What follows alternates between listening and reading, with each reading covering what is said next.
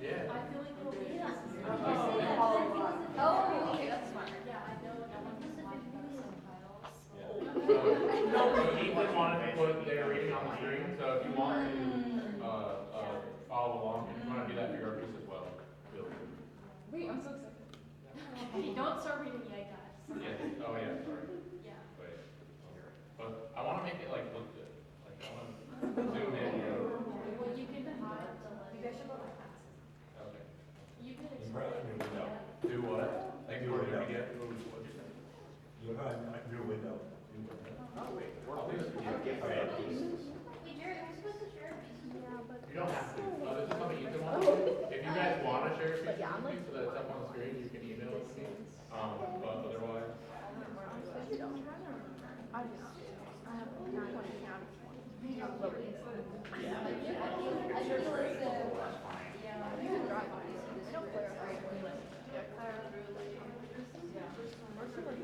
guys know how to make the top bar on Mac? Oh wait, she showed me I the don't one know how time she to. slept over me. The second one up there. Do you have a full screen though? Yeah. I've done this. I don't know if I do. On my other computer, I do. But I got like you should try but I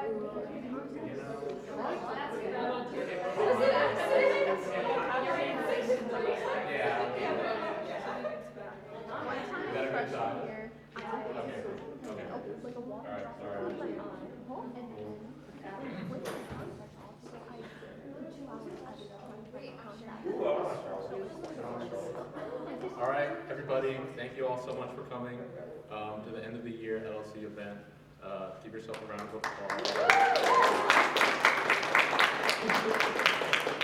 I hope you guys enjoyed the Olive Garden.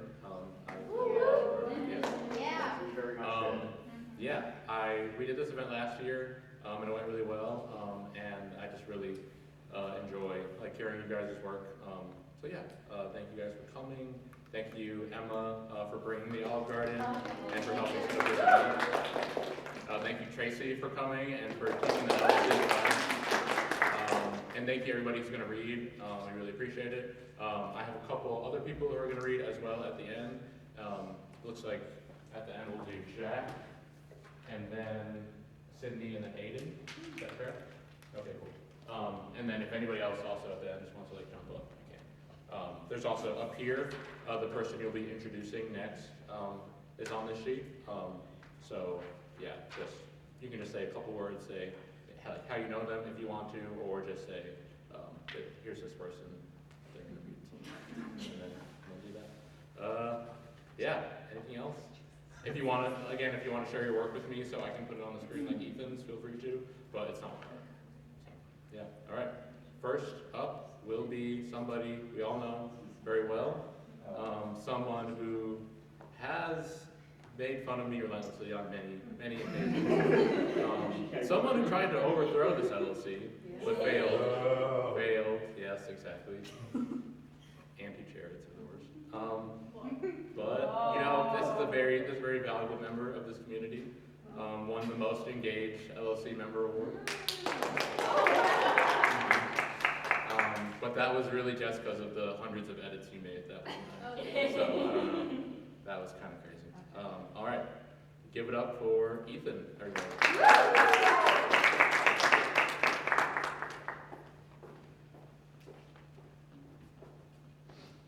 Hi guys. Okay. I just want to preface by saying that Jared said I was allowed to do 10 minutes.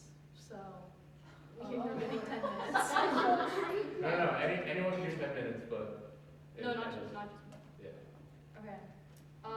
This is from my novel titled The Ideal Woman, and it's from chapter 1, which is also titled The Ideal Woman. The workshop was the same as it had always been. Obsessively organized clinical unpleasantry in some areas, and piles of scraps that resembled the grimy junkyard they hailed from in others. It was order and disorder melded into one big mess of a place. The variety of materials and half-finished experiments reminded Levy pleasantly of home, the great heap of household trash nestled at the edge of the sorting district. No one had answered his knock, and the door had been unlocked. So, as usual, Sachs was nowhere to be found, despite being the one to ask Levy over. When he'd called Levy earlier that day and got straight to the point asking, "Hey Levy, you're pretty lonely, right?" his answer had been yes. It wasn't even like it was a question he had to ask. "Okay, great, come on over." And that was all. If he really wanted something from Levy, though, he'd come out of his metal hidey hole somewhere in the mechanic laboratory apartment and start explaining today's strange plan. Unlike usual, Levy was half curious about what Sachs needed from him today. It wasn't a typical visit, he knew that at least. He didn't care enough to go poking around and calling his name, but he cared enough to show up. Levy sat down in one of the many upgraded rolling chairs, choosing one that did not have rocket boosters attached to it. Why Sachs couldn't just walk normally was beyond him. He could hear metal clinking and several machines whirring away, but most of the din had to be automatic. Even Sachs couldn't be in several places at once. While he waited for Sachs to finish whatever the hell he was doing, Levy mulled over the possibilities of what he might want, swiveling back and forth in the chair. It almost sounded like Sachs wanted company and was asking if Levy wanted it too. Yeah, right. Sachs couldn't really tolerate most people. Most people couldn't tolerate him either, but Levy liked the oddball. He was always interesting, and Levy couldn't bring himself to care for anyone who wasn't. They had been stuck together since childhood, the only people they grew up with that had enough ambition to get themselves out of the hell they'd been born into. While he was thinking near sappy thoughts about his buddy, he heard the quick rolling of another chair over the tile floor, then Sachs's heavy work boots clomping over to him. Stretched out like he was sunbathing, Levy turned in his chair and eyed Sachs with a lazy curiosity. His hair looked like a child had glued burnt straw to his head. It was jet black and it stuck out at odd angles from beneath his work goggles. Like straw, it was coarse, and the ends looked like they'd actually been singed, stark even against his well-tanned skin. Want to know what I've been working on? Sachs's tooth was chipped, and his words were stunted sometimes. An ironic quirk because he could talk so intelligently about his work that it made Levy feel dumb as a rock. He grinned at Levy, pushing some of the hair out of his eyes. The most appealing quality Sachs had was his eyes. They were always bright. It wasn't something Levy saw often nowadays. It wasn't something he saw in the mirror either. There was a mischievous glint in his own eyes, maybe, but not like Sachs's. He had energy, spark, life, a pure shot of some mystery drug into a plump vein. Something Levy wanted for himself, but could only have through proximity to Sachs. Levy stood, pushing the chair back into place, but clearly not far enough into place because Sachs immediately moved over to fix it, putting it on some invisible marking only he could see. Yeah, let's see it, he said. Sachs moved left through the lab like an expert rat in a maze. Other than the sterile laboratory-like area, it actually did look like the type of place that rats would thrive in. It was full of nooks and crannies, with scrap piles more valuable than almost everything Levy owned. He just followed Sachs and tried not to topple anything over. Okay. I'm technically done with one, but it's not even like prototype level. It's just like, I guess practice, but also just for me, but also, this is Sarah. He gestured to a petite blonde woman who sat at a workstation, eye glued to a microscope. She's busy right now, but anyway, she looks pretty good, right? Levy raised an eyebrow at Sachs. Sarah was thin with flaxen hair pulled back neatly, dressed in clothing fit for a lab. Her clothes were cleaner and less worn than Sachs's overalls and dirty, burnhole-riddled tank top. She looked up from her microscope, snake-like gaze flicking between the two. Her eyes were pale blue and awfully pretty in the conventional sense. They did not sparkle like Sachs's. When she stood, she was shorter than her co-conspirator, which, for Sachs, was pretty short. Levy towered over the two of them, which she didn't seem to like. Her face pinched as she eyed him up. She had the face of a model, but her expressions wouldn't suit a photo shoot. Hey there, I'm Levy. He stuck out his hand and Sarah shook it, giving him a short nod. Nice to meet you, she said, her expression rather blank. Her words were stunted, but in a different way from Sachs's, like she didn't know what to do with her face or tone. The way people's faces moved was something Levy paid close attention to. It could tell you quite a bit about a person, and what little he could tell about Sarah was that she wasn't happy to see him. Or maybe she was just awkward. Her face was near perfect with no smile lines, like she'd spent her entire life keeping her face as pristine as possible. She didn't seem interested in Levy at all, only in Sachs, which was mildly offensive. She looked over at Sachs expectantly, like she was waiting for him to continue the conversation. This was probably the oddest thing he'd seen out of his friend in years, maybe ever. It had been a week or two since Levy had come around, so he'd expected something big, but this wasn't some insane creation. It was just entirely unexpected. Not only was Sarah strange, but so were the two of them together. He'd never once seen Sachs show interest in anyone. He had a hard time even talking to his business partners. Now, Sachs's eyes were glowing as he looked at her, like they did when he looked at a freshly made machine. She looks pretty good, right? This is his type? All these years and he couldn't find a single other light-haired woman who wants to work in his lab? Why now? I didn't give her much of a personality because I really just wanted an assistant. That and I needed to work on some skin subtleties because it was a lot more complicated than I thought. The The face took ages to get right, too. It's not easy, you know. I basically had to learn sculpting. Upon closer inspection, Levy was somewhat appalled at himself for not realizing she wasn't real. Shaking her hand felt like shaking anyone's hand. Her body looked so real that he thought Sax had finally found himself a woman. The way she acted gave it away most, but Sax was real, too, and he was plenty weird. She's the first model, barely, and she'll probably help me build the second. Oh yeah, the second model. That's where you come in. Sax was rocking back and forth on his heels in excitement now. Levy, however, had gone completely still, critical eyes roving over Sarah. She pulled her gaze away from Sax to glance at Levy, squinting at him as he stared back at her. He had to take a second before responding. Sax just stared at him, practically quivering with anticipation. Sarah folded her arms behind her back, standing at attention beside Sax. Are you going to elaborate or what? Levy asked, finally. The phrase seemed to delight Sax, and he grabbed Levy's hand to pull him into a different section of the lab, which Sarah took as a cue to stalk off to do her own thing. So weird. In a corner, tucked away from some of the larger machinery and storage, was Sax's brainstorming area, a collection of desks and art supplies. There were hundreds of incomprehensible schematics stuck up on the drywall, forming a mosaic that was likely the closest anyone would get to understanding Sax's mind. Above one metallic desk were several sketches of Sarah, ranging in detail, including photos of a woman with a striking resemblance to her. The images seemed stock-like, as if Sax had chosen a random model from an advertisement and used her for his creation. Sax grabbed a few of the drawings off the wall and pulled more out of the drawers with extremely detailed diagrams of different parts of her body. The nose, iris, her bone structure, an odd-looking pattern of veins, notes with her blood type, the color codes of her skin and eyes, some paint swatches, and a pastel coloring. Levy took them as Sax handed them over, studying them with intrigue. So you made the body, all of it? Sax nodded, still gathering various schematics and documents, always knowing exactly where they were. Well, you know they've been taking the personality tech and putting it in bots, like actual bots. He handed a page to Levy, a printed display of a device shaped like a stomach and intestines, with some kind of churning mechanism hidden within. It's just like that, except, you know, not boring. He grinned, looking up at Levy eagerly. Levy knew plenty about that. There were billboards everywhere and apps he could use to talk with someone who wasn't real. That was old news. He'd even seen in an interview once where they'd done something similar to what Sax was talking about. It was a bot, all plastic and metal. It was clear in the way they moved and how they looked on screen. Levy had tried talking with digital projected one before, but it was dull. Even after decades of development, it would never compare to the real thing. The diagrams in his hand were something else entirely. Sarah looked like an actress who was told to pretend to be a robot. Levy had been the first one to see many other technological breakthroughs that Sax had made. He had learned to expect a shock whenever his friend wanted to show him something. Only a real genius could afford to freelance from his own lab as Sax did. I got commissioned by one of the person companies to figure out how to get their tech into a real body. I can't say who right now, you know how it goes, he said, settling down into a nearby chair. They wanted me to use real bodies and take over brains and stuff, but it really wasn't working out. Didn't even get past the first phases on that one. Levy remembered that distantly. There had been lots of brains in jars around the lab for a couple of months. So obviously, next best thing, just make something as people as possible. A bot that can eat, sleep, breathe, bleed. Fuck, Levy chimed in, shooting Sax a thin smile. He scratched the back of his neck sheepishly. Yeah, that, whatever. I kind of couldn't say anything about it because I don't want anyone taking the idea, but I need someone to give me a vision so I can make it because, well, I wouldn't want that kind of thing myself. As far as Levy knew, he'd never been interested in another human being unless they benefited his work somehow. Well, other than Levy, but their friendship was a fluke in the methodical ways Sax went about life. So, you're gonna make me one of these? Like Sarah, but with the personality you're choosing, yeah. The main thing this company wants is like ready-made romantic partners, and I can't do that for myself.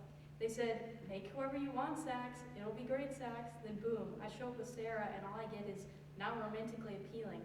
Perfect body, but no sex appeal. What even is that? And that's where we're gonna stop.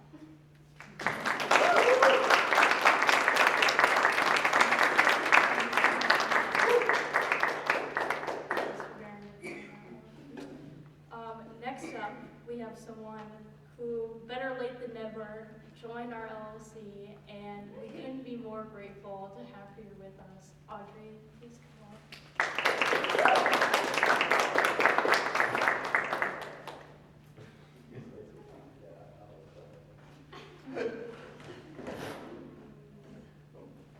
This poem is for me. Purple. Wait, I'll start one second. Let me download it so that.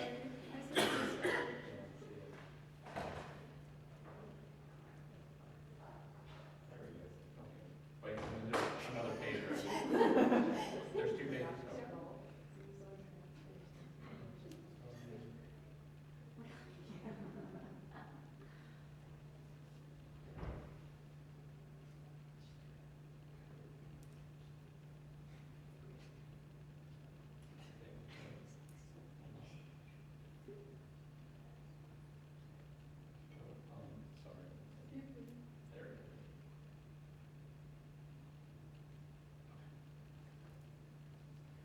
Purple. My Nana's life, imagine, a life condensed, contorted in obituary, jammed and jarred, sold at the Sunday farmer's market, church parking lot. Strawberry jelly crystal, left to expire, top shelf, cupboard in the old house. True connections, jam, plants, and this necklace. I'm making it up to her. I'm defying expectation. I'm doing it despite. The floor of her bathroom, listening to a song about sex. There's no relation. It's in the air. An old man signs her life away to him and his aimers. The one thing he leaves behind for her. 2 kids. Father hanging off the back of purpled stripe upholstery. He's a lizard. Father following father's footsteps. No other boot will fit, besides military issue. Father's feet deform, purpled stitches mark a blistered frame for 2 bent big toes. Cheese swords become warbling maple saber, gold embroidered hilt, locked away with the guns under the stairs, like his father's fisted will, just like me. He leaves his blood there to taste blood elsewhere. He drops from planes and catches the air in his stranger hands. He careens into sand and sharpens his guns on stubbled European jawlines. He burns from the inside. They shovel metal star splinters out of his spine, his purple toes and fingers, his moaning into their lap. Damaged goods they ship a bullet back to Little Rock, sentencing a civilian life, missing the blood in his teeth. His purple heart is silent on the wall as my Nana waters her plants. Propagation, powdered hormones, limbs of her favorites sent home with me, her favorites sent home with me. Hugging the pots in the back seat as the branches press against the roof wanting to leave with her. Mistaken Triforce, I wish I could ask what it meant to her. I felt guilty taking it from her daughter. My mother forgave me for looking like her. The dialysis were slower. The books on diabetes were books on cancer. And her dogs didn't starve themselves and run away one after the other in completely different states, probably to find each other. They were sisters, so I can try to believe it. On the bed raised, so she didn't choke in her sleep, after the soft-spoken, see-through strangers excused themselves, I held my hand with hers. She told me to keep singing songs about God, don't stop singing, but the walls are too thin for that here. I told her I would, I told her. If I told her I loved her, would you let me cry there? No, it had to be the bathroom floor sex song or nothing at all. Checkered flannels, clicking her heels, creaking wood panels, her home. Deploying value to all the things she might have loved or hated. Plants that obscured stained glass, worth nothing. Her Christmas cactus flowering, her orchid's roots drying up and retiling the floor in leathery petals. Embalmed mosaic unicorn figurine collection. Her shamrock the happiest I've ever seen it. I've never seen her happy. Front porch cannot careen our bodies back and forth, or their bodies, her body. Mexican restaurant after the sombering, stacked sugar packets, sisters lowered curls, after the watching, industrial box mechanically lowered, after the hanging, grafted paper-thin skin, bouquet from the car handle scrunchy. After the choking, sugar cookie air fresheners, bureau home bathrooms, on the floor, in the mirror, I'm not nearly mournful, like her, up there. People I don't pretend to know, in the parlor, in view, hiding her painted face from view. She would never paint her lip so purple. I don't want to touch her. I held her hand for her. The church was too quiet, the wrong kind of quiet, the wrong obituary. It says nothing here about her favorite plant, the charcuterie swords. Her shamrock, by my hand, over and over. No matter the times I let her die, she will always shoot up out of the soiled casket as 4 soft purple petals and close up into a star when the sun can no longer warm her. Her life immortalized in my windowsill.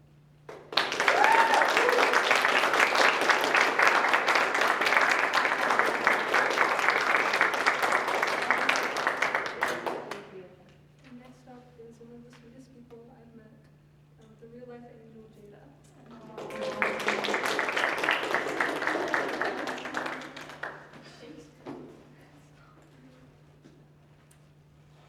Okay, this is the prologue for my book, Connecting Hannah. So, okay. Wait, I'm a little nervous. Whenever his father took too much blood, Cash didn't dream. Instead, he floated bonelessly. Cash thought it would be easier to stay in this trance. In this pocket of reality, there was neither life nor death, neither pain nor pleasure. Cash became an amoeba, a child with no name and no existence. Here there was no God to tell him he was sinful. It never lasted long.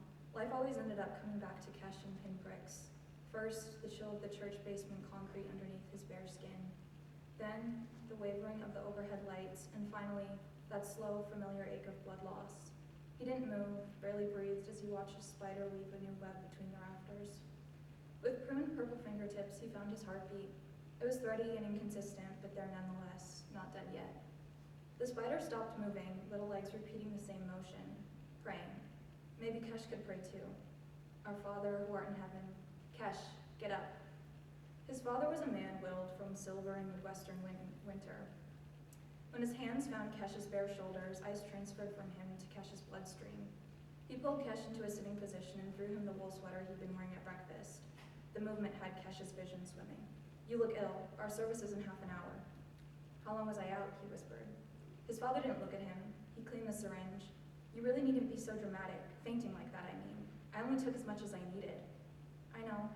Cash tried to quell the shake in his bones as he raised his arms to pull his sweater on. Out of the corner of his eye, he caught sight of his forearm, bruised and still trickling blood. His father hadn't bandaged it. I only take what I need, his father reiterated. I don't enjoy seeing you this sick. A drop of blood slid down his arm, trickling past his sleeve and into his palm. I know, Dad, you're helping me. His father almost smiled. That's right, the devil is in you. I'm getting him out. He didn't feel like the devil was in him. He couldn't feel him like he could feel the needles or the creak of his heart growing faint. Still, his father took the mason jar, filled a third of the way with Cash's blood, and set it on the shelf next to all the other ones. He couldn't be wrong. One of these days, he'd find the devil in Cash's veins. Cash wouldn't be surprised if it was when there was nothing left of him but an emaciated husk. Thank you. Cash remembered one particular night, seated at the piano in the church sanctuary. His father stumbled inside from the bar, shrouded in archaic candlelight and looking every bit the part of a discerned man of God. Drowsy Pete's and whiskey always made him more cloying, like he was mourning what Cash could have been. His father said that evening, "There's only enough room in you to be sick, Cash. I wish things could have been different. I wish I could have been different." Then, instead of delivering a right hook, his father carefully reached out his hand and ghosted his calloused fingers along Cash's brow bone, like he was laying an ashen cross against his skin. He smelt of alcohol and pine. He smelled like home. Cash shook the memory off when he realized his father was halfway up the stairs. Dusting off his hands, his father said, "Clean up, church is soon." The door clicked behind him softly, a small avalanche, oh my gosh, the Minnesotan just came out of me. Avalanche of dust fell from the trembling floorboards. His father's scent fizzled into the permeating mildew and iron of the basement. Carefully, Cash brought himself to his knees, hands clasped as tightly as he could manage.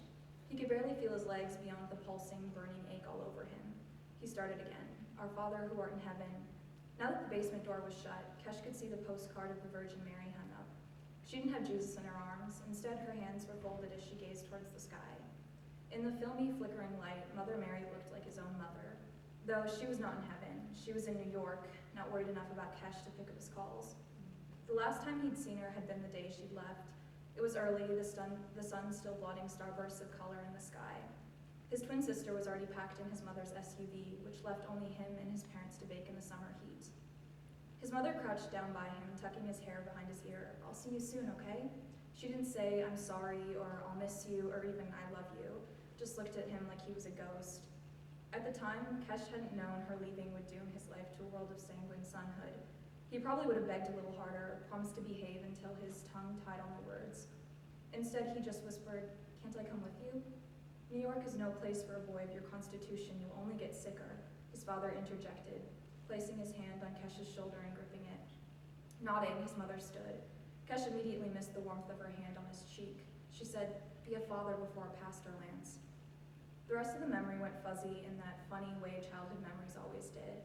It scratched and stalled, flatlined and mutilated like a faulty film reel. He looked away from the postcard of Virgin Mary. "Our Father who art in heaven," he began, tracing the crooked lines of his palm. "Hallowed be thy name." Praying was like a drug, and Cash was a used-up addict. He never got far, always felt guilty by the time he got through the first couple words. Above him, the spider had stopped praying too. She weaved her web dutifully. He would spend this Sunday bloody and missing his mother, That was how he spent most days, though. He'd forever be just a bloody mama's boy.